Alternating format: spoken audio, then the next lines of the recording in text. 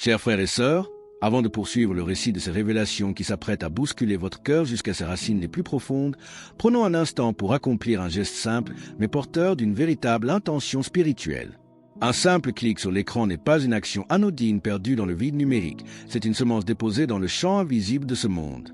Le roi des rois utilise chaque instrument à sa disposition, y compris les vecteurs modernes de communication, pour toucher l'âme égarée qui cherche désespérément à s'extirper des ténèbres pour retrouver la clarté.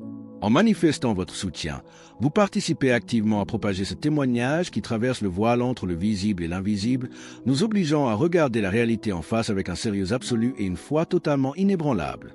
Comme petit merci de nous rejoindre aujourd'hui, nous offrons un moment de bénédiction partagée. Commentez avec les mots « Je t'aime », Vierge Marie, si vous êtes ouvert à recevoir une pensée finale spéciale dédiée à tous ceux qui participent. Et s'il vous plaît, appuyez sur « J'aime » si vous appréciez ce moment. Restez bien avec nous, car au fur et à mesure que notre histoire se déroule, nous découvrirons une perspective sur ces mystères sacrés qui pourraient vraiment vous surprendre.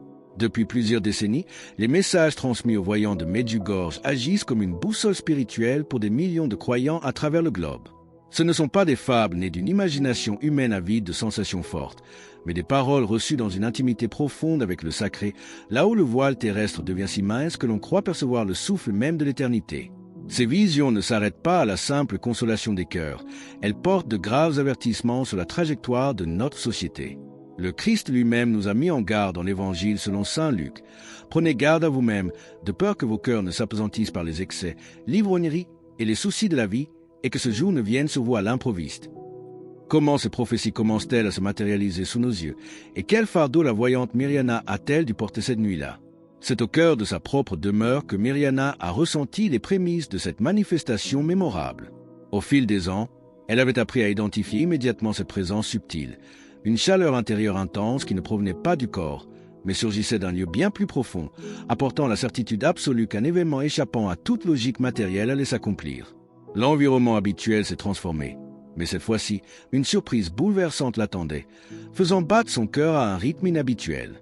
Lorsque la mère de Dieu s'est matérialisée, le sourire aimant qui l'accueillait toujours avait disparu. Aucune lumière éclatante n'enveloppait sa silhouette et aucune expression de peine ne venait adoucir son visage. La reine de la paix s'est présentée avec des yeux empreints d'une tristesse si abyssale que Myriana en a ressenti le poids physique, comme une eau glaciale envahissant ses poumons. C'était une douleur accumulée au cours d'une immense période d'attente et d'amour non partagé. Le visage de la Vierge Marie affichait une gravité absolue, ne laissant planer aucun doute sur l'urgence des paroles qui allaient suivre. Les messages se sont succédés avec une hâte apparente, semblable à celle d'une mère qui voit ses enfants courir vers un danger imminent et réalise que chaque seconde perdue ne se rattrapera jamais. L'avertissement exigeait une attention totale. L'humanité venait d'atteindre un point de non-retour où les événements à venir ne pourraient plus être déviés ou retenus comme l'eau par un barrage. Ce flot prophétique possédait désormais sa propre inertie, et la seule question encore ouverte résidait dans la préparation des âmes. Allaient-elles affronter cette réalité à genoux, dans une prière fervente, ou se laisseraient-elles surprendre, dépourvues de réserve spirituelle pour amortir le choc? L'Écriture sainte, dans la première épître de saint Paul aux Corinthiens, nous éclaire sur cette mise en lumière indispensable. Le Seigneur viendra, il mettra en lumière ce qui est caché dans les ténèbres, et il manifestera les desseins des cœurs. C'est alors que la manifestation est passée des paroles aux images concrètes, dévoilant à la voyante la figure majestueuse, étouffante d'un leader mondial dont les décisions allaient peser lourdement sur l'avenir des nations. De quelle contrée lointaine provenait cet homme, et quel aveuglement spirituel le rendait si redoutable pour la paix du monde? La vision s'est alors déployée avec une netteté déroutante, projetant devant les yeux de Myriana la silhouette d'un homme dont la présence portait le destin de pays entiers. Ses gestes possédaient la capacité de déplacer les frontières et ses paroles pouvaient enflammer ou éteindre l'espoir de millions d'êtres humains. La reine de la paix a désigné en lui le dirigeant d'une terre ancienne située sur le continent asiatique, une nation dont les racines historiques plongent dans des profondeurs mémorielles complexes. Autour de cette puissance, d'autres nations observaient ce leader avec un mélange de respect et de terreur, car cet homme avait accumulé un pouvoir symbolique immense, nourri de récits anciens et de fierté nationale blessée qui n'avaient jamais trouvé de canalisation saine. La posture de ce chef d'État communiquait une certitude absolue, celle d'un homme installé au centre du commandement depuis si longtemps qu'il avait perdu toute aptitude à percevoir la frontière entre sa propre vision du monde et la réalité objective. La mère de Dieu a expliqué à la voyante que cet homme avait pourtant débuté sa trajectoire avec des intentions qui n'étaient pas dénuées de sens, manifestant un souci authentique pour la protection de son peuple. Cependant, Au fil des années, cette volonté initiale s'était trouvée corrompue par l'ivresse du pouvoir absolu et la flatterie constante d'un entourage incapable de lui faire entendre une voix discordante. Un silence de plomb s'était installé autour de lui, un silence dicté par la peur mais qu'il interprétait à tort comme une approbation unanime de ses choix.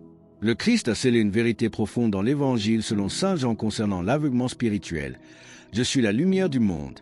Celui qui me suit ne marchera pas dans les ténèbres, mais il aura la lumière de la vie. » Jean 8h12. En rupture complète avec cette lumière, les décisions de ce dirigeant devenaient de plus en plus déconnectées des conséquences réelles subies par les populations. C'est alors que Mirjana a vu des images de villes brûlant dans les flammes et de familles déchirées par la violence, principalement en Europe de l'Est, une région qui ne connaît que trop bien le goût amer de la guerre. Mais la révélation ne s'arrêtait pas là, car une seconde figure, séparée de la première par des océans, entrait en scène pour sceller la tempête. Quelle était la nature de ce second leader et comment leurs ambitions conjointes menaçaient, elles, d'ébranler la terre? Le second personnage mis en lumière par la reine de la paix se trouvait géographiquement éloigné du premier par des continents entiers, mais une même force invisible les unissait. La soif compulsive de pouvoir, ce besoin d'étendre son influence et de soumettre les volontés. La Vierge Marie a révélé à Mirjana que ces deux dirigeants, bien que situés sur des rives opposées de l'échiquier politique mondial, étaient mus par une seule et même dynamique d'orgueil. Ensemble, et sans même avoir besoin de coordonner explicitement leurs actions, ils engendraient une tempête historique d'une magnitude insoupçonnée, capable de balayer les acquis de plusieurs générations de sacrifices humains si les vents de la prière et de la conversion ne changeaient pas de direction. Si ce message résonne profondément en vous et que vous vous sentez poussé à affirmer votre foi en cet instant, partagez Amen dans les commentaires ci-dessous. Face à ces révélations, la tristesse de la mère de Dieu n'avait rien d'abstrait. Ses larmes coulaient pour ses enfants, un terme qu'elle utilise au sens le plus littéral et le plus charnel pour désigner chaque âme vivant sur cette terre. Mirjana contemplait la douleur d'une mère qui voit ses enfants courir à grands pas vers un précipice sans pouvoir enfreindre leur liberté pour les arrêter. L'avertissement indiquait que le monde touchait au bord d'un moment critique, où l'inertie des choix humains menaçait d'engendrer des pertes d'une ampleur incalculable. Le prophète Ézéchiel nous transmet d'ailleurs cette promesse divine sur la conversion. Ce que je désire, ce n'est pas que le méchant meure, c'est qu'il change de conduite et qu'il vive. Ézéchiel 33, 11. C'est pour cette raison que la solution ne descendra pas de manière magique sans la participation de l'homme. La reine de la paix en appelle à la responsabilité concrète des croyants, les exhortant à abandonner toute passivité spirituelle pour occuper leur place dans ce combat invisible. Alors que la tension de la vision était à son comble, celle-ci a pris une tournure totalement inattendue, plongeant dans le mystère le sort de l'un de ses puissants. Quelle disparition soudaine est venue bouleverser le cours fatal de cette prophétie. La reine de la paix a marqué une pause solennelle, tournant son regard vers un point situé bien au-delà de la pièce, comme pour contempler une réalité invisible à la voyante.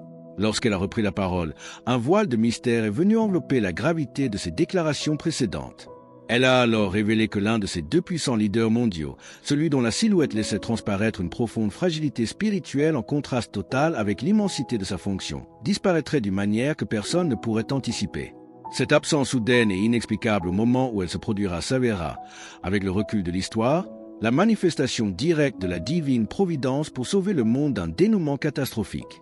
Ce ne sera ni la diplomatie des gouvernants, ni l'intelligence des experts, ni la puissance des armées qui brisera cet engrenage fatal, mais l'effacement brusque d'un homme qui semblait pourtant inamovible au sommet de son pouvoir. Fidèle à la consigne reçue, la mère de Dieu n'a pas prononcé le nom de ce dirigeant, et Mirjana a compris qu'elle devait respecter ce secret.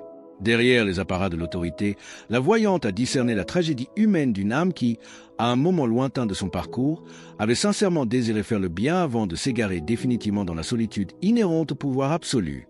L'Écriture sainte, à travers la lettre aux Hébreux, résonne comme un écho direct à cette vigilance indispensable. Aujourd'hui, si vous entendez sa voix, n'endurcissez pas vos cœurs. La Vierge Marie a rappelé avec tendresse qu'aucun homme, quelle que soit sa position sur la scène internationale, n'est exempt du besoin de la grâce divine. Sans une vie d'oraison constante, le cœur humain finit inévitablement par se replier sur lui-même, entraînant des conséquences dramatiques pour des nations entières. Ce message confié à Mirjana n'est donc pas une annonce de désespoir, mais un avertissement maternel pressant. Le désespoir ferme les portes et éteint les lumières, tandis que l'avertissement ouvre les fenêtres et allume des bougies pour rappeler qu'il est encore temps de changer de direction. Devant l'imminence de ces enjeux, quel rôle crucial le continent européen est-il appelé à jouer dans les décisions collectives qui façonneront l'avenir? L'Europe a été explicitement désignée par la Mère de Dieu non pas comme un simple repère géographique neutre, mais comme un point d'attention spirituel majeur pour l'avenir de l'humanité.